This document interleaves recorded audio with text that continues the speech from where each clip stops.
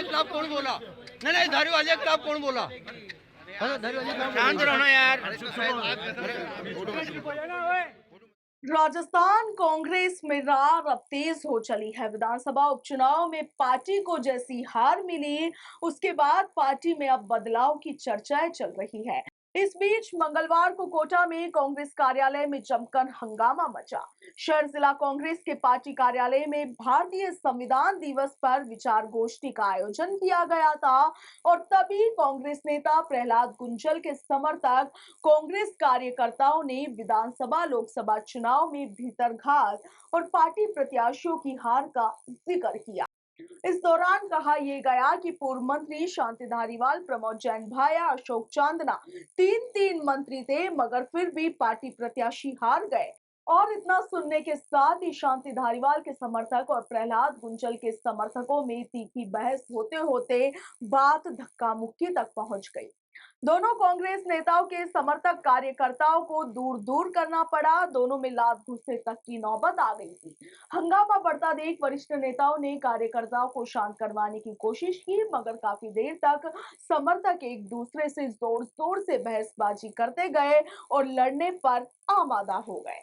संविधान दिवस के अवसर पर गुमानपुरा स्थित कांग्रेस कार्यालय में बैठक और विचार गोष्ठी का आयोजन रखा गया था और इस दौरान बातचीत हाथापाई तक पहुंच गई, मगर शहर जिलाध्यक्ष रविंद्र त्यागी ने कार्यकर्ताओं को बीच बचाव करते हुए शांत करवाया। काफी देर तक गहमागहमी के हालात बने रहे थे। बैठक में लोकसभा और विधानसभा चुनाव में भीतरघात का मामला उठने के बाद से दोनों नेताओं के कार्यकर्ता आमने सामने हो गए थे। इसमें वरिष्ठ कांग्रेसी नेताओं पर भी कई तरह के आरोप लगाए गए। कांग्रेस के विज्ञान नगर इलाके के कार्यकर्ता आसिफ मिर्जा संविधान दिवस के उपलक्ष्य पर बोल रहे थे, तभी बोलते बोलते उन्होंने भीतरघात का मुद्दा उठा दिया। उन्होंने इस दौरान कहा कि लोकसभा चुनाव में प्रहलाद गुंजल, विधानसभा चुनाव में राखी गौतम और इससे पहले शिवकांत नंदवाना की हार के लिए कौन जिम्मेदार रहा है।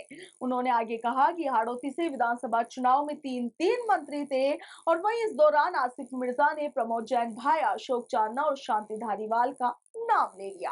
जैसे ही शांति धारीवाल का उन्होंने नाम लिया, उनके गुट के कार्यकर्ताओं ने हंगामा शुरू कर दिया। यहां तक कि घंटाघर इलाके में कांग्रेस कार्यकर्ता आबिद कुरैशी ने खड़े होकर आपत्ति दर्ज करा दी और उन्होंने भी हंगामा शुरू कर दिया।